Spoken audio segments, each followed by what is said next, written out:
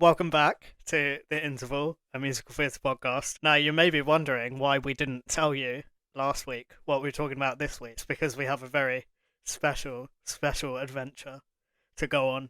This week, we are giving you our elevator pitch for Eastenders, the soap opera TV show, the musical. But before we dive into Wolford, Jess is going to give you some news. In this week's news, Something Rotten, the musical, is going to finally make a fully staged UK premiere in 2026.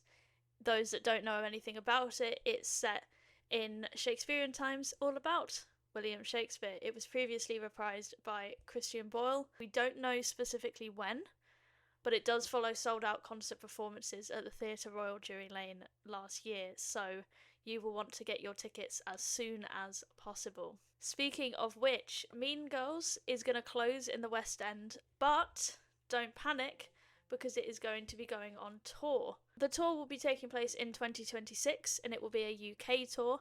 We currently do not have any details as to when, but we do know that it's going to be a hoot. While one show closes, two other shows get extended. Hadestown and My Neighbour Totoro have both now been extended once more.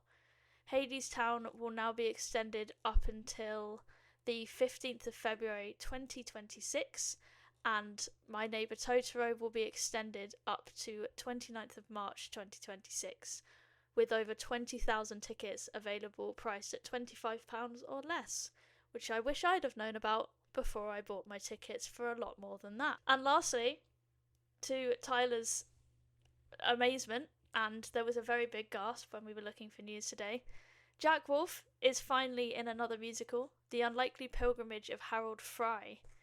Do I know what it's about? No. Have me and Tyler just spent the last half an hour trying to find tickets? Yes. Have we got tickets? No. It is still... There are still tickets available. It is in Chichester Theatre. If anybody does have tickets and they think, I'd love Jess and Tyler to go more than I'd like to go and see Jack Wolf, let us know. We'll buy them off you for less than £58. We also accept donations. We also accept pity donations, yeah. Jack, if you're listening, we also accept an invitation.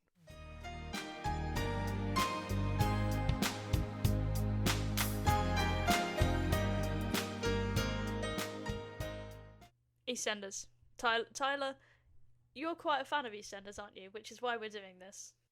Yes, I am a big, unapologetic fan of the British TV show EastEnders. My take on current EastEnders is even when it's a bit mid, there's always a character I like, and there's always at least one storyline going on in an episode that interests me, so... That's the sign of a good TV show. Especially a good soap opera, because if anyone hasn't seen or heard of EastEnders, thanks for listening to this episode. I appreciate that, because it'll be so irrelevant to you at this point, but I appreciate it. There's affairs, there's scandals, there's murders, there's suicides, there's fires, explosions, and that's just weddings. That's just on Tuesdays, you know. It's all about the dramatic lives of the people who live in the East End. Because EastEnders is a soap opera that has been on our TV screens for over 40 years now. In our version of EastEnders, the soap opera, the TV show, the musical, we won't be covering the entire 40 years.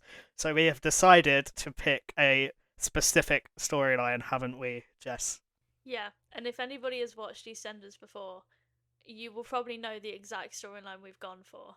We have gone for the Who Killed Lucy Beale storyline. It was announced on February 2014, and it began on April 2014 when Lucy Beale was discovered dead, and it ended up ending in February 2015 in a special live episode where they announced the killer. Yeah. And throughout that, like, Tyler showed me a website today where it's literally case files on the BBC website of, like, all the suspects. There was, like, tons of suspects. Everyone was a suspect.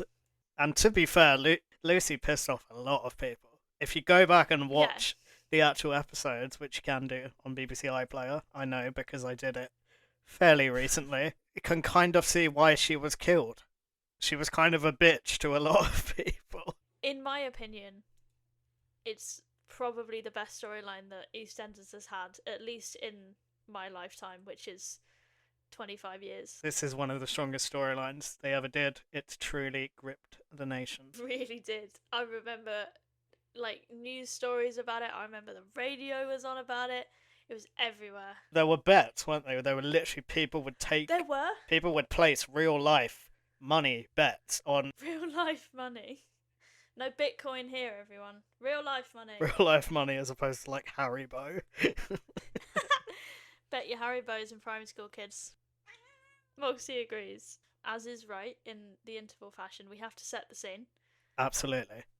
Staging. What are we thinking? Right. So we obviously need the common, which is where Lucy was found. It's where her body was found. We can't just have like a single location like the kitchen and Hell's Kitchen the musical for this. There must be multiple. We need the police station because there are many suspects and many interviews. We need the house of the Beales because that's where the big killer reveal happens. Yep. The killer reveal. I'm so sorry. We love a pun. We need Queen Vic because that's where the killer actually reveals. They are the killer. Yes, it was. And we need the Queen Vic anyway because that's like where all the proper drama can happen. Yes, it is iconic. I'd say also maybe the market stalls. Market stalls is like a movable set, you know? We can have people wheeling on the market. Yeah. They can just wheel in with their stalls and then wheel away. That's the scene. The scene is set. The scene is set. So we talk about some of the characters. Obviously, Lucy is a given, even though she will be dead for most of it. Yeah, which is like my dream role. Like, she can have a little argument in the beginning. Oh no, because what we can do is we can have her like die at the beginning, but there's like flashbacks and shit, you know? Yeah, no, that works because there's literally a whole flashback episode from different perspectives as well. And you know what we can do? We can have like the police station on the left, and when they're giving like their accounts and stuff, we can have Lucy like acting it out with somebody. I don't know, like their understudy. I don't know. I haven't thought that through yet. Like at the same time, so it's like a visual representation of what they're saying, and we can be like, that doesn't look realistic, and then you know they're lying. Yes, I like that. Like some interpretive dance or something, because then we can get the Olivier for a dance as well. Right, so there are many characters involved in this storyline. There are many suspects for Lucy's murder. So we got Lucy. She is killed, but she is still a big part of this musical. We also have Ian, who is Lucy's dad, and Ian Beale, the legend. Yeah, the absolute legend, who has been in EastEnders since the very beginning. Has he? Yeah. Oh, go on, Ian. Yeah, he was a teenager when it started. We have Jane, who's I think like the adopted mum of Lucy. We have Bobby, who is the younger brother of Lucy. We have Max, who is a fully grown adult. Lucy's like 20 in this, by the way. Max is like a fully grown adult who she is sleeping with, who also happens to be the father of her best friend. So Max Branning is one of them. Abby, her best friend, who's a right piece of work. I don't like Abby at all. She's annoying. Peter, who is Lucy's twin brother. You'll see how complicated EastEnders is. We're going to have to really, like, introduce characters for it. We've then got Lauren, who I think is just a friend of Lucy's. The trick is Tyler can't correct me if I say it really confidently. We've got Denise, who is just an absolute icon. I have returned. Save me from not knowing who these characters are. We got Denise, who's... Was she dating Ian? At the time, I believe so. Icon Denise. Mad. We got Lee next as well. He's a suspect. Yeah. I don't know why. He fucking is. Well, Lee Carter. Oh, yeah. Because he'd recently had a fling with Lucy just before finding out she was also having a relationship with Max Branning. Mm-hmm. Whitney. Oh, I love Whitney. Icon. She's so brilliant. Icon Whitney. So Whitney is angry at Lucy because she was dating Lee before. That's literally all the context I have. And apparently, according to our best friend, the BBC Case Files, I'm not joking, Lucy was also cyberbullying Whitney about her weight, which is not very nice at all. We got Cindy Jr., which, Tyler, you wrote this down. I have no idea who that is. Oh, I know who she is. Cindy Williams, her half sister. They're kind of the ones that we're going to focus on.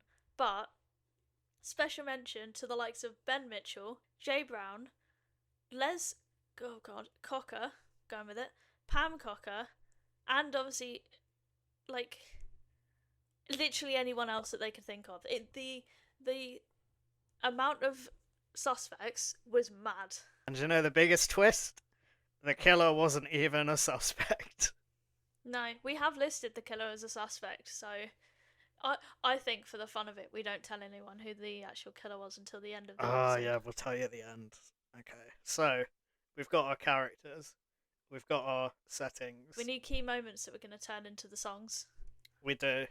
Otherwise, it's not going to be a good musical if we don't have iconic songs. We do. The first point we put of our key moments is literally telling you who the killer is. That's really funny. Basically, what happens is they find Lucy's body in Wolford Common. Yeah. And everyone's like, oh my god, it turns into a massive whodunit. And we get people finding out that Lucy is dead. One of which is her twin brother Peter, which, like, I remember watching that scene. It's so sad. Ian basically goes up to Peter crying and he's like, don't say it, don't say it. And he says, you know, she's gone. And he, like, breaks down. Yes, Peter finding out is a big moment. It happens on the pavement just outside the Queen Vic, and he kind of just like falls to his knees, doesn't he? Yeah. And he cries and fully breaks down. Credit to the actor because it's really effective and it's quite harrowing to watch. It is. I mean, it's your twin. And so with that, obviously, what happens in musical theatre when it's harrowing to watch?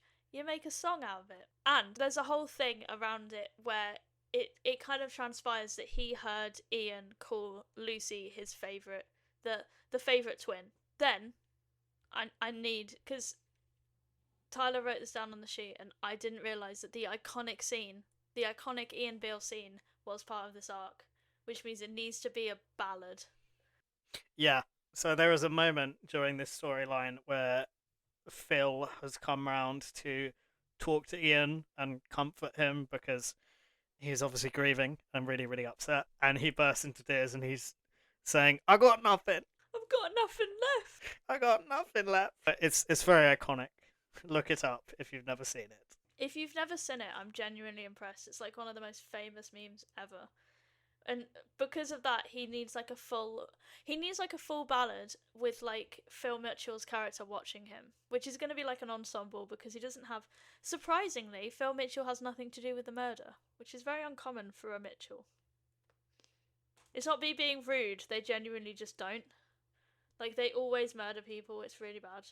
We could, I quite like the idea of having, like, because there's a lot of jealousy going on here. We've obviously got Abby is really jealous. Cindy, for some reason, is really jealous.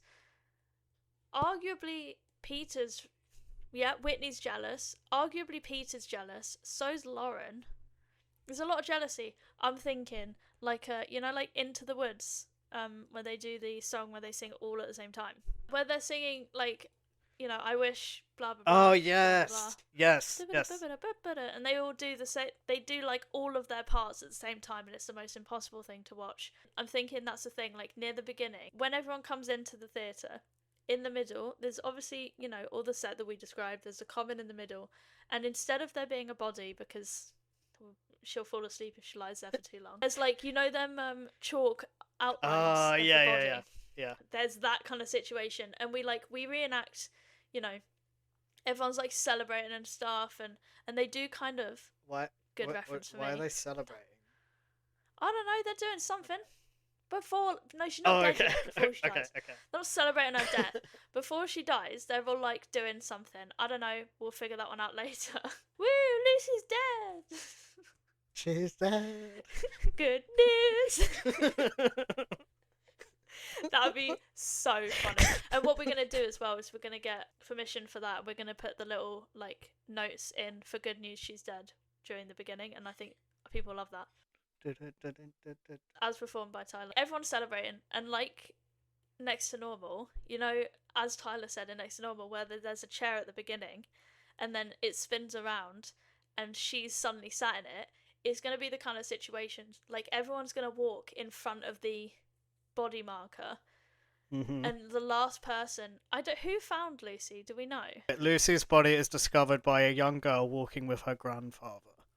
So, Oh, so. you picking up what I'm putting down? Well, I was thinking lights can go down, and then from like, I think the girl and the grandfather should like walk through like the seats, like down the aisle.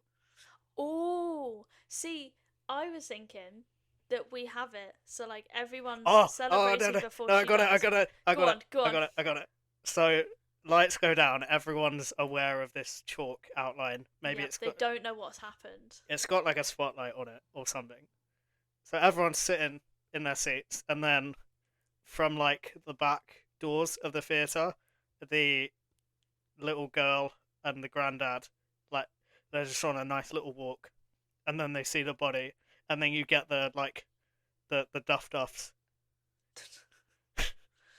I do see. I like that, and that can be like the beginning of the musical. And then the lights can maybe the lights can like flicker in time with them, and then I think we should go into whatever your idea is. Well, see, my idea, I suppose it can kind of lead. My idea was that like they're all kind of celebrating and distracting, and they all like all the cast walk in front of the chalk outline, and then what's left is the last two people are the daughter and the grandfather. Oh, okay. They slightly separate, and what's happened is Lucy's like strategically gone and lied in the chalk outline. So when everyone's like cleared that, out, yeah. that's the end. But I quite like your idea because I like a little bit of audience ception. I don't know what the official term is. We're calling it that now. I really like the idea of as soon as that happens, like during the that bit, Yeah. we have like a Demon Barber of Fleet Street kind of song. Oh yeah. Like all of the cast, bar the one person who killed Lucy, because it's not suspected in any sense of the word, are singing like, I don't know, the Demon Murderer of Wolford or something like that. I title and song lyrics to be confirmed, but like they all get a little part, and they're all like, "She was a bitch. She said my dad."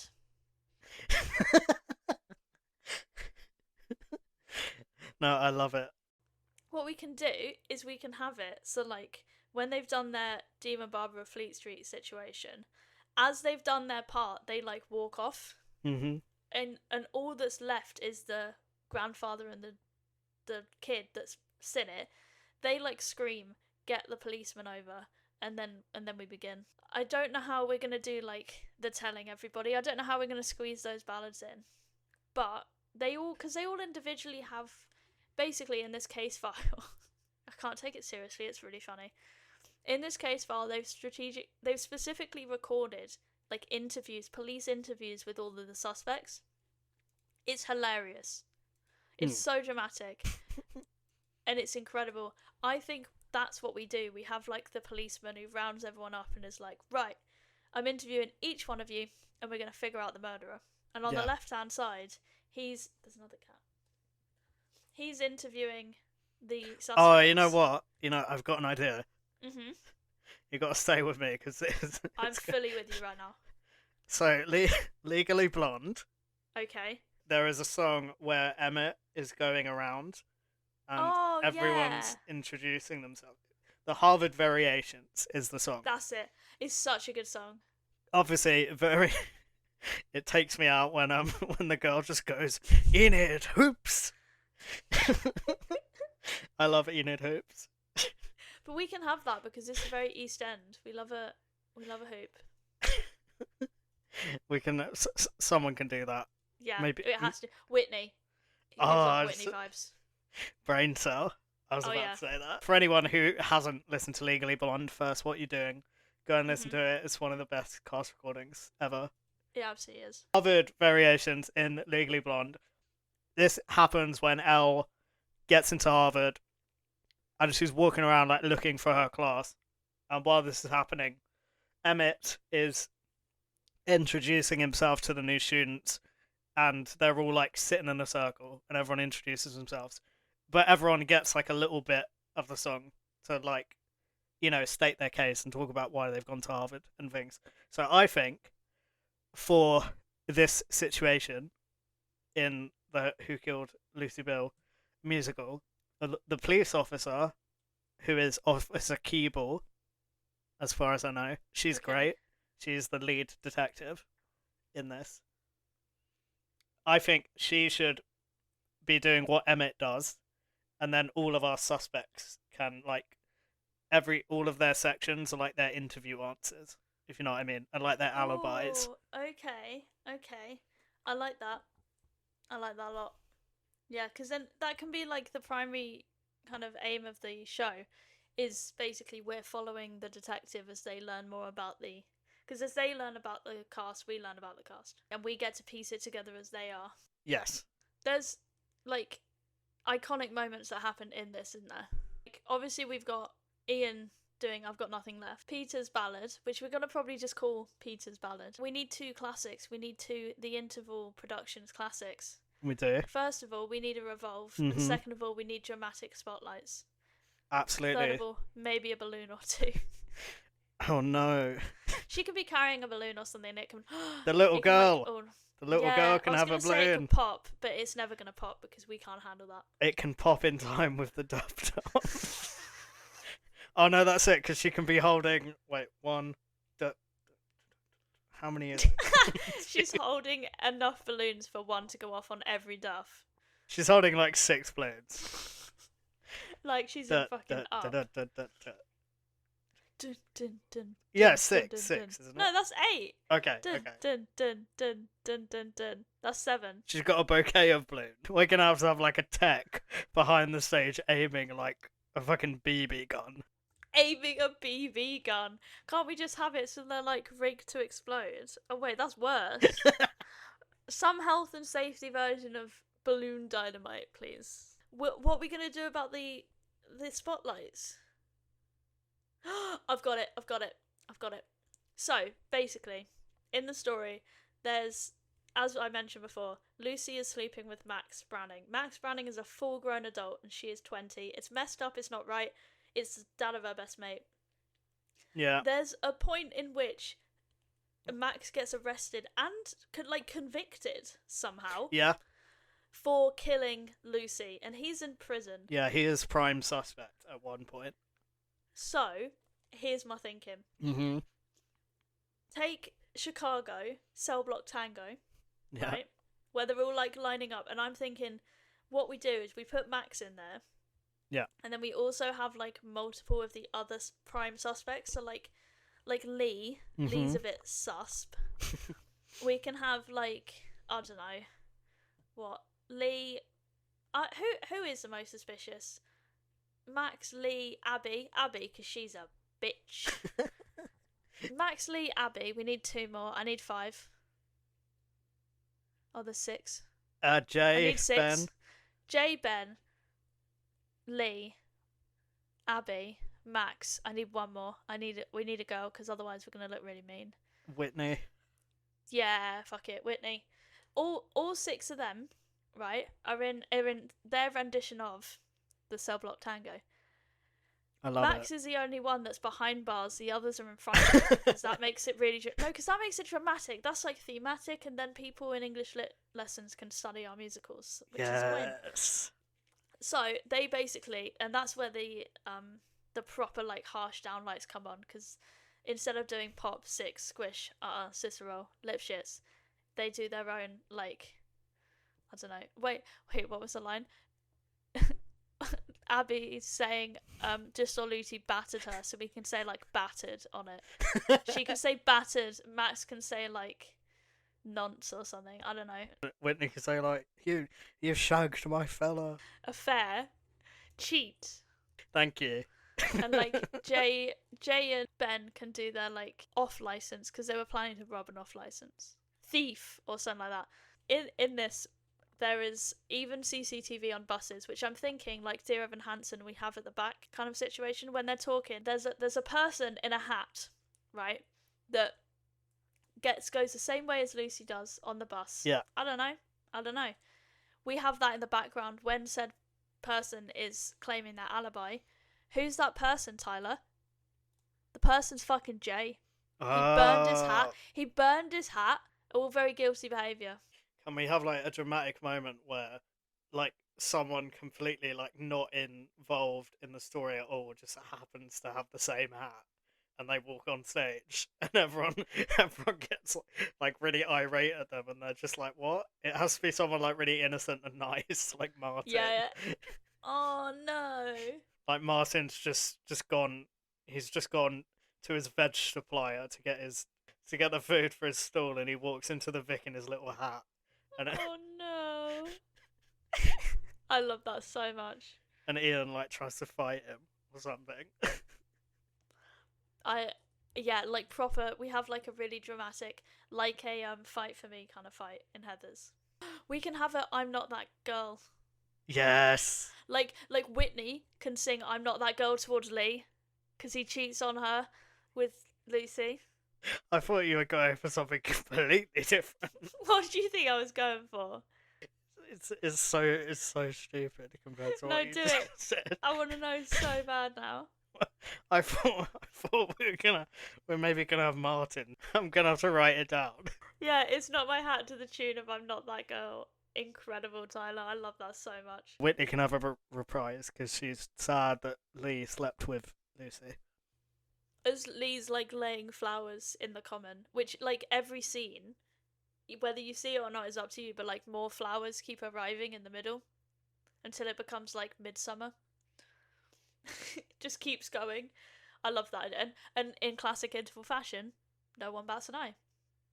It just keeps overflowing. By the second act, like half of the viewers I won't be able to see. Yeah. There'll just be flowers. We'll have to mark restricted view on those seats. What else have we got? Well, we need the revolve, and we do have a section. We're not going to reveal who the killer is, but I think we need to talk about when the killer is revealed, because that's like the ending, and that's the most dramatic part of it. One other character that I want to talk about a little bit because we haven't really yet is I want to talk about Jane. Oh, lovely Jane. I think Jane needs to have like a really conflicted song at some point in this musical because Jane, spoiler alert, not for the big reveal, but a reveal, Jane is not the killer, but she does discover information directly related to who the killer was, and this leaves her very conflicted. So I think she should get, big, conflicted song and cooking now. So Ian and the rest of the family eventually do find out who the killer is. And when Jane is explaining the situation around the murder, because again, she wasn't involved in the murder, but she was involved in like the direct aftermath, I would say. So when she is explaining this to Ian, who is obviously completely heartbroken, I think she should sing a song like Words Fail from Dear Evan Hansen. Oh, yeah. I like that a lot. Yeah. I like that a lot. So when they are revealed to her in this musical, I think the killer needs to be standing on a revolve, and the revolve just needs to turn nice and slowly. I like that a lot. Because we need a revolve. It's very important. And that way we can also like signify people walking around the common for when there's too many flowers. Eventually, we get the reveal of who the killer is, which it happens in the Queen Vic. The killer reveals to the entire Queen Vic that they killed Lucy, which I think needs to be like they go like, oh, I killed her, and all of the cast need to go like they need to go Yes. and then freeze mid gasp. I think that'd be so funny. For like, and then the killer can have like a tiny little song. She started it. That's what it can be called. She made everyone unhappy. Yeah, and it can be a song about like why they did it. But I'm thinking, right, we don't end it there, because at the end of it, the person is sentenced for the killing. They were sentenced to 3 years in prison. Bonus points if you can use that to figure out who it was. If anyone's seen Prima Facie, which I apologise if I completely butcher the pronunciation of that. But I'm thinking we have like a trial at the end. Like it's only the last, I don't know, 20 minutes. But we have a trial where the killer is sentenced and they get to fully explain with like a little reenactments on the side. In Prima Facie, like she stands on tables, she's telling it all as like a one woman thing. And I would love it if the killer did the same. Kind of told it as a one person thing. Prima Facie basically takes place in one room. The set doesn't change very much. She just changes it to tell the story. So like she clears it when she's in like an open space. She uses it as like a table, as like chairs, as something to walk on, all of that. I would love it if that's what happened. That's pretty much our musical. We do have to say we are condensing 10 months worth of story into a couple of hours at most. Yeah. So, yeah. It wouldn't be fair to just call it EastEnders the soap opera, the TV show, the musical. We can't do that without having iconic moments.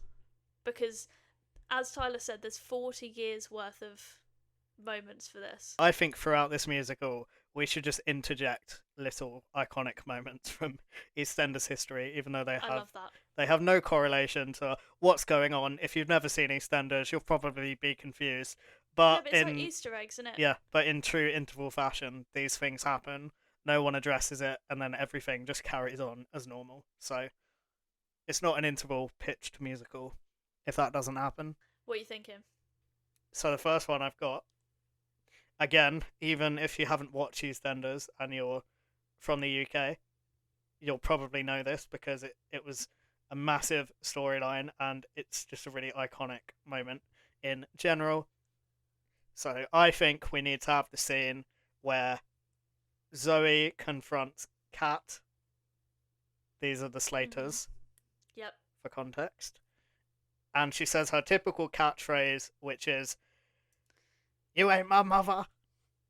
It's mother with a V. Yeah. Like Tyler just said, it's mother. It's very important. It's mother with a V. Kat is older. Zoe is younger. Zoe is Kat's younger sister. So she's constantly... It was like her catchphrase for years, wasn't it? Her cat. Yeah. Her catchphrase. And we get this iconic moment where she does, she says it again. It's in the heat of like a really big argument.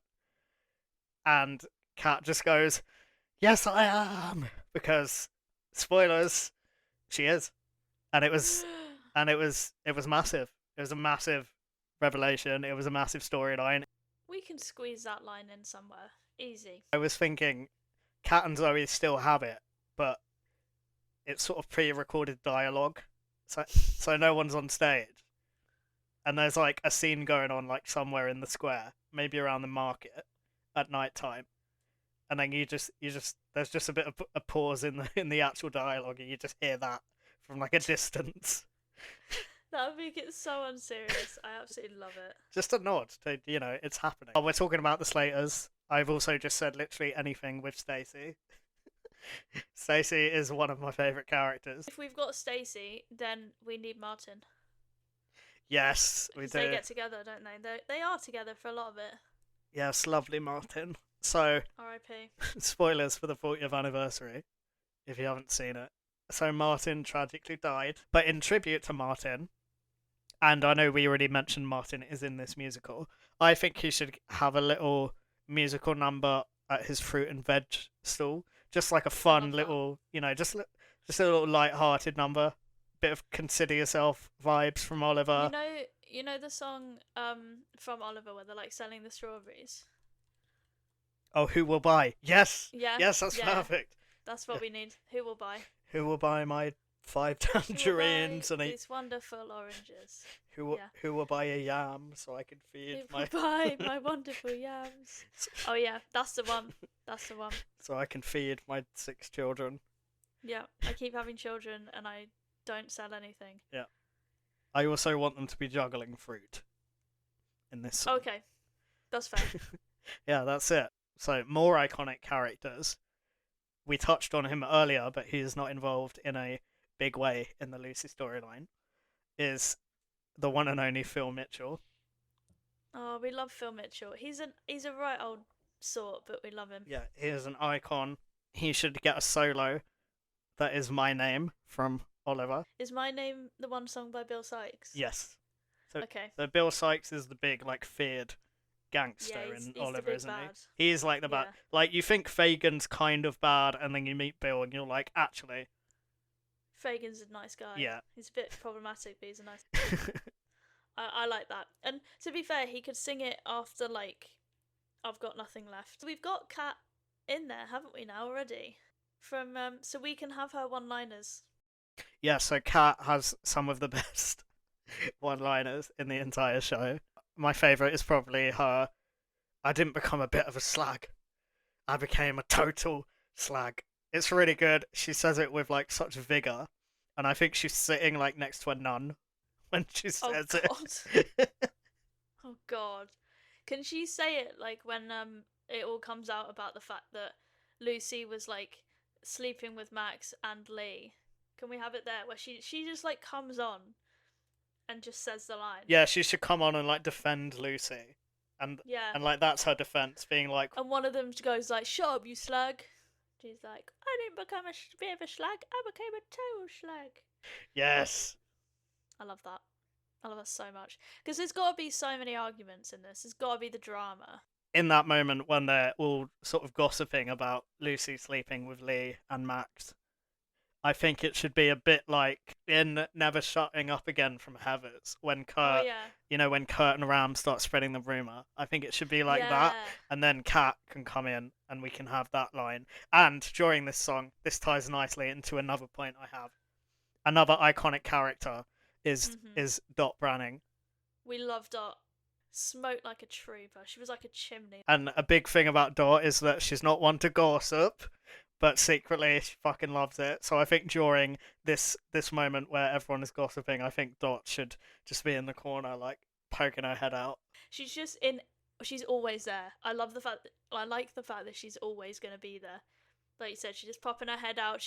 If they're in the Vic, she's just sat in the back with a cigarette because no one dares tell Dot that she can't smoke inside anymore. Yeah. And I love that. I love her so much. She can have a little ballad about how she's not one to gossip. Do we? Because if she's not one to gossip, are we having like everyone gossip around her then during this song? Yeah. Yeah. What are you thinking? What are you thinking? Oh God. I've got one.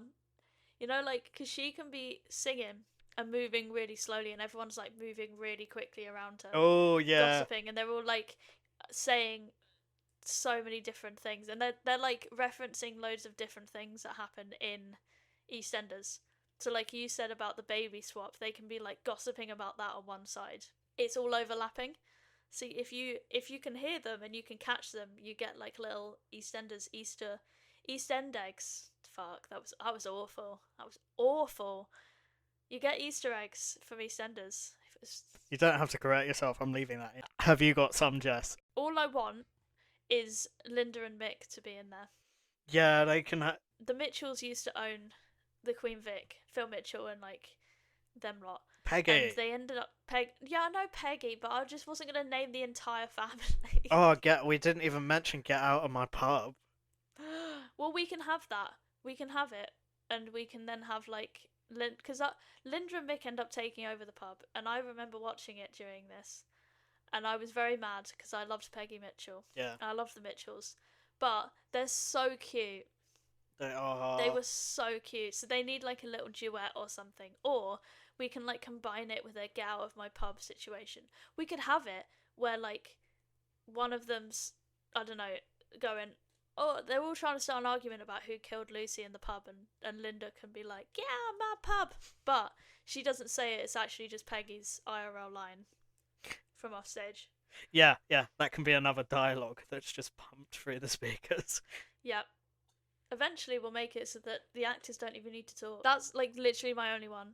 Because I mean, I would say like Roxy and Ronnie when they drowned after one of their weddings, but I really don't know how that's gonna work. Yeah, so the logistics of that may be difficult, but it's fun. Yeah. It's fun to imagine, isn't it? Because I also had in here Mad Janine, which I say with fondness because I love her. She's just bananas.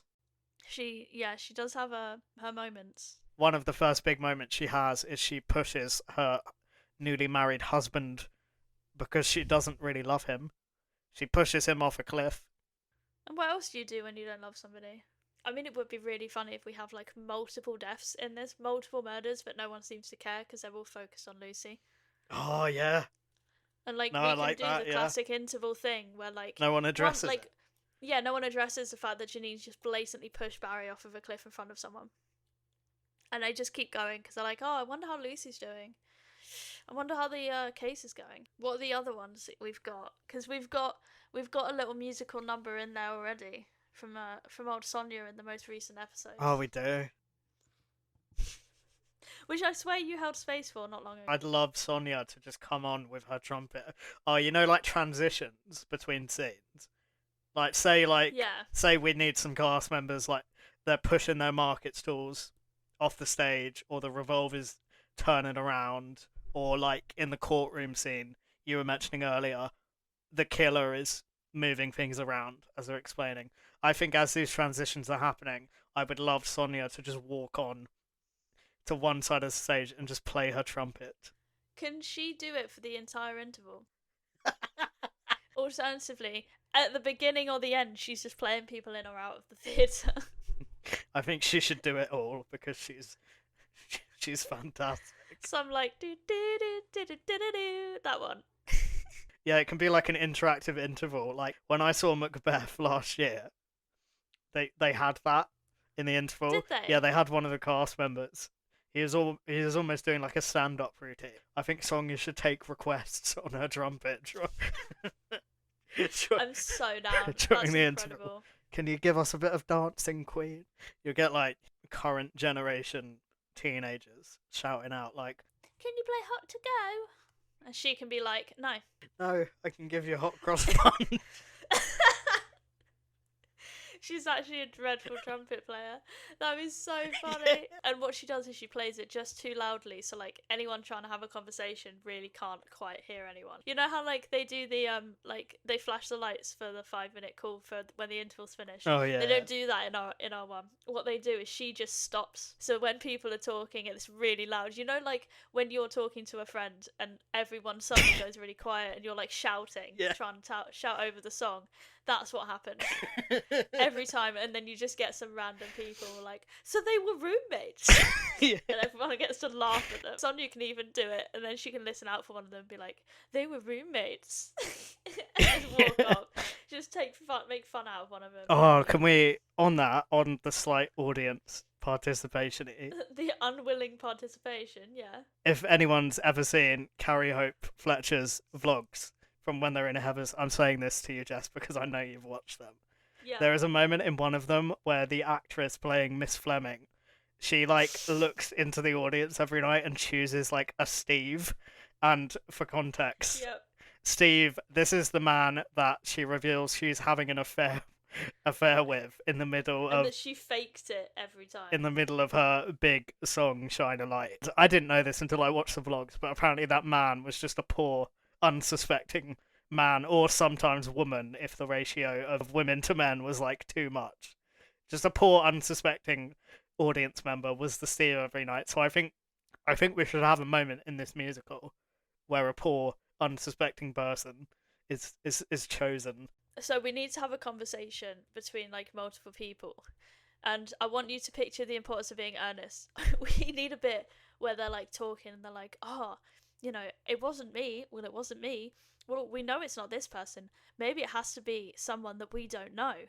And then they can all simultaneously look at the same person in the audience. Like, I don't know if you've seen it in Importance of Being Honest, because Nashuti's character's like, only somebody I know intimately, and he like looks directly at one of the crowd, and like Hugh Skinner's character kind of eyes up the guy in the crowd like, what? What? It's so funny. Have a look. You'll know what I'm talking about when you watch it. Have a look. It's so funny. We need something like that where they're like, maybe this person's the killer, and they can look at the person for like a solid, as long as it takes for them to become a little bit uncomfortable. We could even either get Dot to offer them a cigarette, or or the killer to give them the murder weapon and be like, see, it wasn't me. Yeah. Like, can you just hold this for me? We're making sure that this is our nightmare, involuntary audience participation, because we hate audience participation. Do we have anything else we want to add to this hellscape of a musical? I mean, the trumpets made my absolute day. So I don't think we can top that. Entirely fair. Entirely fair. So, on that then, we're not revealing the killer yet. You're going to have to wait a couple more minutes. On that, Tyler, what are you holding space for today? Today, I am holding space for Miko. That's it. It's up to you to figure out who that is. Solve it like you're solving Lucy's murder. Miko is also known as Telemachus in Epic the Musical. This is his solo project, his solo music. He has an EP called Live in Toronto. It's really, really good, and I listened to it for about 7 hours straight today and didn't get bored of it. So, It's very good. I've been listening to it as well. what are you holding space for today? So I am holding space for a game that I have, well, recently, as to this recording, maybe a little bit later than when it goes out, that I have recently reviewed called Assassin's Creed Shadows. It was very, very fun. I put in a considerable amount of my hours, so I haven't had any hobbies for the time being. It's basically Assassin's Creed set in feudal Japan, and I've had a lot of fun with it, and it's kind of reignited my love for Assassin's Creed. Now, Tyler, would you like to do the honours of who killed Lucy Liu? That's not her name. Who killed Lucy Beale? Yeah, so the big reveal, the killer was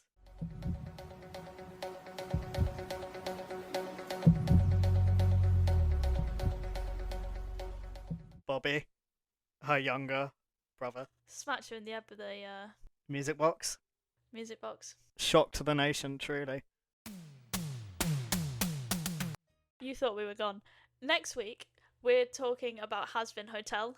I'm showing Tyler the epic animated series that is quite crude. If you're not into that, don't listen to it or watch it. But if you are, I would highly recommend watching it beforehand. It's going to blow your mind if you're a musical theatre fan. Everything from Alex Reitman, Christian Ball, Stephanie Beatriz, anyone that you can think of is in that musical. Yeah, You're going to love it. I'm very excited to watch. See you next week.